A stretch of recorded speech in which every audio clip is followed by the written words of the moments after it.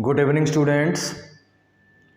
पिछले वीडियो में हम लोगों ने पढ़ा था प्रेजेंट परफेक्ट कॉन्टिन्यूअस टेंस क्या होता है, इसकी पहचान क्या है और इसके रूल, एग्जाम्पल, एक्सरसाइज सहित। आज के वीडियो में हम लोग नंबर 2 पास्ट टेंस और उसका पहला भाग पास्ट इंडेफिनिट टेंस पढ़ेंगे। इसकी पहचान क्या होती है, इसका रूल क्या होता है, इसका एग्जाम्पल क्या होता है, एक्सरसाइज कैसे सॉल्व करेंगे, ये सब स्टूडेंट्स आज के वीडियो में हम आपको बताएंगे। लेकिन वीडियो को देखने से पहले मेरे YouTube channel study with Hari Mohan sir को सब्सक्राइब करिए, लाइक करिए, अधिक से अधिक शेयर करिए, ताकि जो भी नए नए वीडियोज इंग्लिश सब्जेक्ट से रिलेटेड आने वाले हैं वो आप तक सबसे पहले पहुँचें। स्टूडेंट्स, आज हम लोग पढ़ेंगे पास्ट इंडेफिनिट टेंस। तो ऐसे वाक्य जिनके अंत में ता था, ती थी, ते थे, या, ये ऐसे शब्द आते हैं, वे वाक्य पास्ट इंडेफिनिट टेंस के वाक्य होते हैं। जैसा कि नाम से ही स्पष्ट है, पास्ट का मतलब गुजर चुका है, तो इसमें कार्य जो है भूतकाल में घटित हो चुका होता है। अब हम इसका जो पहला भाग है पॉजिटिव सेंटेंस उसको पढ़ेंगे। तो स्टूडेंट, पॉजिटिव सेंटेंस में होता क्या है, एक ही रूल है, और चाहे सब्जेक्ट सिंगुलर हो चाहे प्लूरल हो, यही रूल उस पर लगाएंगे। तो होता क्या है, सबसे पहले लिखेंगे सब्जेक्ट, सब्जेक्ट के बाद आपको वर्ब का सेकंड फॉर्म याद करना पड़ेगा। जैसे आप प्रेजेंट परफेक्ट टेंस में वर्ब का थर्ड फॉर्म याद किए थे, वैसे आपको वर्ब का सेकंड फॉर्म याद करना पड़ेगा, और प्लस ऑब्जेक्ट, सबसे छोटा रूल, नो प्रॉब्लम। जैसे एक एग्जाम्पल मैं आपको बता रहा हूँ, अध्यापक बच्चों को संस्कृत पढ़ाया, या अध्यापक बच्चों को संस्कृत पढ़ाता था। तो सब्जेक्ट यहाँ हो जाएगा टीचर, तो लिखेंगे टीचर, और टीच मीन्स होता है पढ़ाना, सेकंड फॉर्म हो जाएगा टॉट। तो टीचर टॉट इंग्लिश, जो पढ़ाया उसको पहले, या किसको पढ़ाया उसको बाद में। Teacher taught English to students या चिल्ड्रेन, जो भी हो हिंदी में उसी का इंग्लिश बनाएंगे इसमें। अब स्टूडेंट्स आते हैं नेगेटिव सेंटेंस में। तो नेगेटिव सेंटेंस में होता कि इसमें कलाकारी नहीं कर पाएंगे, कलाकारी का ऑप्शन नहीं है, क्योंकि नेगेटिव में टोटल चेंजिंग होता है। तो इसलिए हम लिखेंगे number 2 negative sentence. Negative sentence में क्या होता है, मैंने आपको बताया था कि नेगेटिव सेंटेंस में वाक्य 2 प्रकार के होते हैं। जो पहला वाक्य होता है उसमें नहीं आता है, जो दूसरा वाक्य होता है उसमें कभी नहीं आता है। तो स्टूडेंट, नहीं के लिए अलग नियम है और कभी नहीं के लिए अलग नियम है। तो पहले नहीं, नहीं का मतलब हो गया नॉट, और कभी नहीं का मतलब हो गया नेवर। दोनों का रूल कैसे होगा हम बता रहे हैं, देखिएगा। इसमें लिखते हैं सब्जेक्ट प्लस, आप देखिए यहाँ लिखा है वर्ब का सेकंड फॉर्म। नहीं के लिए हो जाएगा डिड नॉट, और डिड नॉट जैसे ही डिड लगा, क्योंकि डू का सेकंड फॉर्म डिड है, वैसे वर्ब का फर्स्ट फॉर्म आ जाएगा, और प्लस ऑब्जेक्ट। ये हो गया नहीं के लिए। और कभी नहीं के लिए क्या करेंगे, सब्जेक्ट, सब्जेक्ट के बाद तुरंत नेवर लगाएंगे। जब नेवर लगेगा तो डिड तो है नहीं इसमें, तो वर्ब का सेकंड फॉर्म फिर आ जाएगा, और प्लस ऑब्जेक्ट। स्टूडेंट, बहुत कॉन्फ्यूजन होता है नहीं और कभी नहीं में। अगर आप नेवर लगा भी दिए तो कुछ स्टूडेंट डिड नॉट और डिड नेवर लगाते हैं। एक चीज़ दिमाग में रखिएगा, डिड नेवर नहीं होता, नेवर होगा और वर्ब का सेकंड फॉर्म होगा। दोनों का हम एक एक एग्जाम्पल बता रहे हैं, ध्यान दीजिएगा। जैसे है मैं झूठ नहीं बोलता हूँ, ये इसका एग्जाम्पल है। तो मैं झूठ नहीं बोलता हूँ, मैं झूठ नहीं बोलता था, था ती थी। तो आई डिड नॉट, और झूठ बोलने के लिए टेल आता है, सत्य बोलने के लिए स्पीक आता है। तो हो जाएगा I did not tell a lie, मैं झूठ नहीं बोलता। ये हो गया I did not tell a lie. आप देखिए यहाँ डिड नॉट लगा है और वर्ब का फर्स्ट फॉर्म आ गया। एक सेंटेंस कभी नहीं का बनाया जाएगा। तो कभी नहीं में होता है मीरा सत्य कभी नहीं बोलती है। तो मीरा सत्य कभी नहीं बोलती है तो लिखेंगे मीरा, कभी नहीं आ गया नेवर, मीरा नेवर। और स्पीक द ट्रूथ लिखते हैं सत्य बोलने के लिए, स्पीक द ट्रूथ, तो स्पीक का सेकंड फॉर्म लगाएंगे, Meera never spoke, Meera never spoke the truth. तो आप नेवर याद रखेंगे, स्पोक याद रखेंगे, क्योंकि जैसे ही नेवर आया वो ऐसे यहाँ पर स्पोक लिखेंगे। अगर नेवर के साथ स्पीक लिखेंगे फर्स्ट में तो स्पार्किंग होने लगेगा दोनों के बीच में। स्पार्किंग जानते हैं ना, बिजली इलेक्ट्रिक शॉक, मतलब कहीं वो बताएगा टेस्टर की गलत लिख रहे हैं आप ये, तो ये चीज़ दिमाग में रखिएगा। अब आइए number 3, interrogative sentence, INTERROGATIVE, interrogative sentence. Students होता क्या है इंट्रोगेटिव सेंटेंस में, दो तरह के वाक्य हैं, एक तो क्या से शुरू होता है और दूसरा जिसमें प्रश्नवाचक शब्द बीच में आता है। हम दोनों बता रहे हैं। रूल नंबर 1 होगा जो क्या से शुरू होगा, और रूल नंबर 2 होगा जिसमें प्रश्नवाचक शब्द वाक्य के बीच में आता है, IW या क्वेश्चन वर्ड बोलते हैं।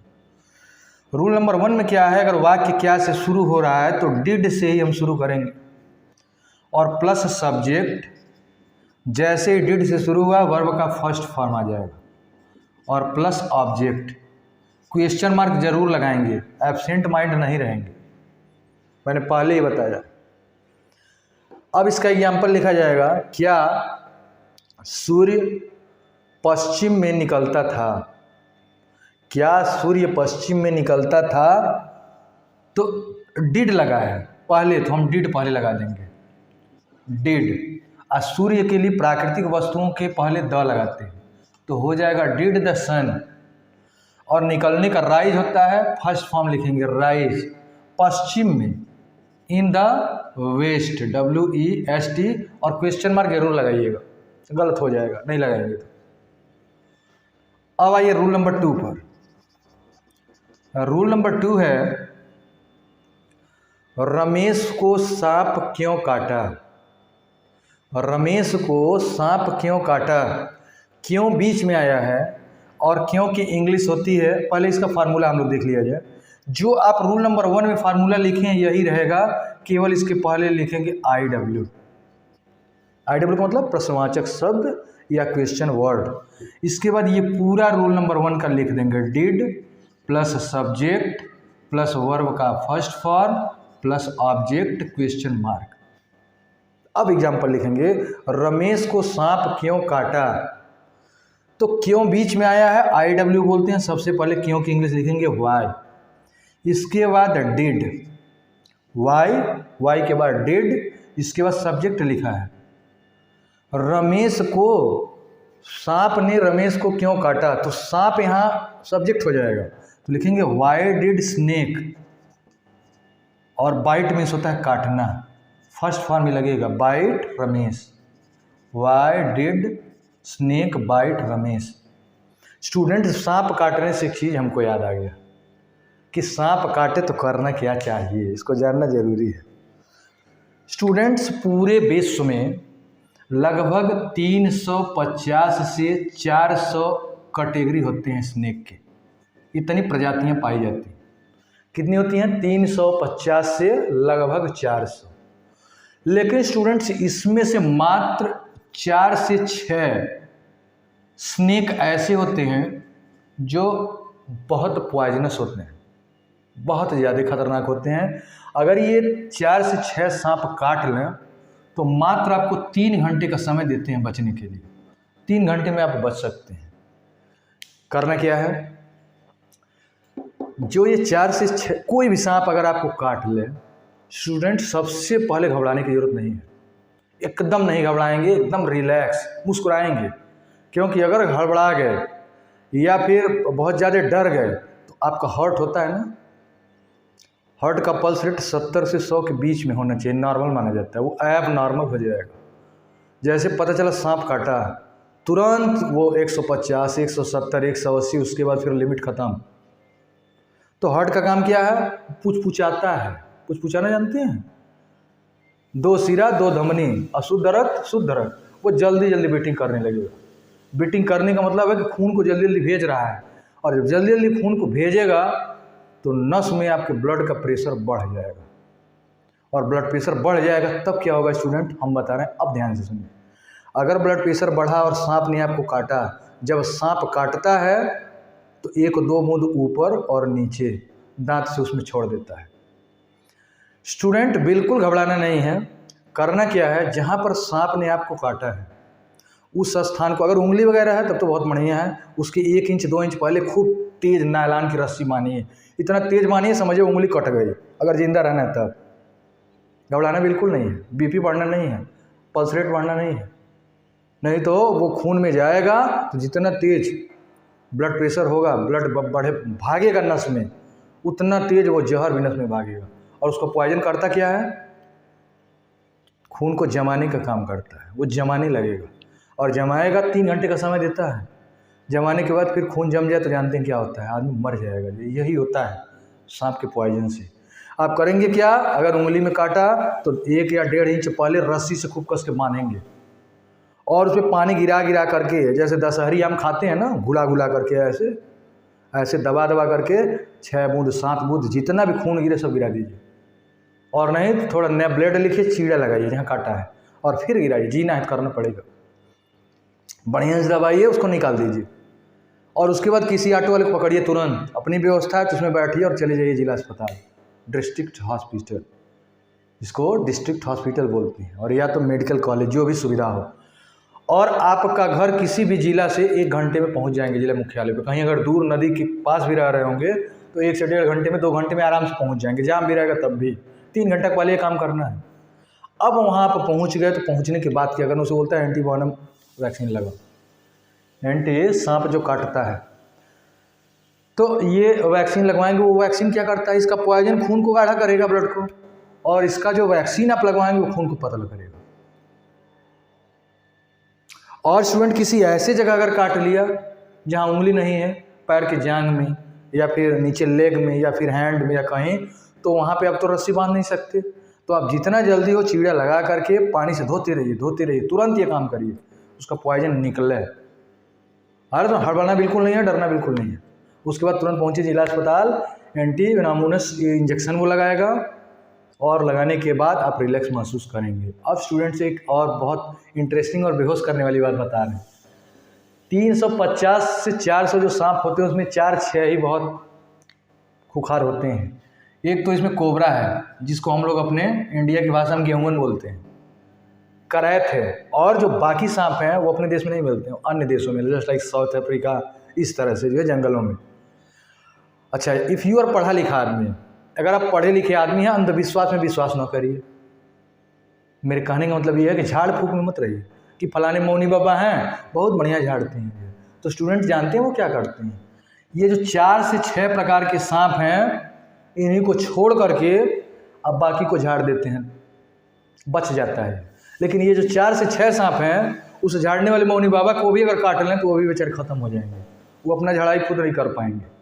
तो स्टूडेंट यू आर पढ़ा लिखा, पढ़े लिखे लोग कभी भी झाड़ फूक के चक्कर में नहीं पड़ेंगे, तुरंत जाएंगे, 3 घंटे 2.5 घंटे के पहले ये काम करेंगे जो मैंने बताया।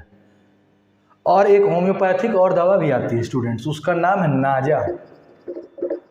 नाजा 200। ये किसी भी होम्योपैथिक की दुकान पे मिल जाता है। इसको आप लीजिए, 200 इसका पावर है, जैसे पैरासीटामोल 650 mg, 500 mg, 250 mg है, होता है ना, उसी तरह से इसका भी 30 से लगाए 1000 तक पावर होता है।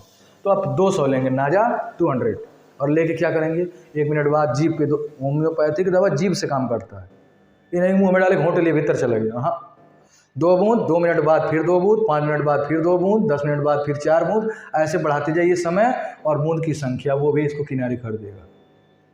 बाकी तो सब ईश्वर के हाथ में है स्टूडेंट्स, लेकिन हमारे हाथ में जो है वो तो हम कर ही सकते हैं।